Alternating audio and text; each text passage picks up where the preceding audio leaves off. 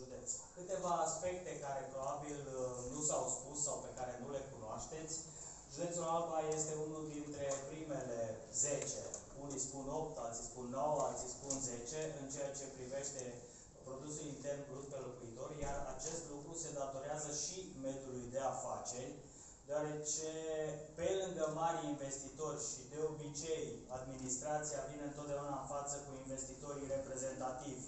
Eu știu, Bosch, Mercedes la Cugir și la Sebeș, companiile Jidvei sau DN Agrar din agricultură, dar alături de aceștia sunt investitorii de nivelul 2 și 3, care contribuie la dezvoltarea județului, muncind de foarte multe ori cot la cot cu angajații pentru a-și dezvolta afacerile și pentru a-și îmbunătăți calitatea vieții.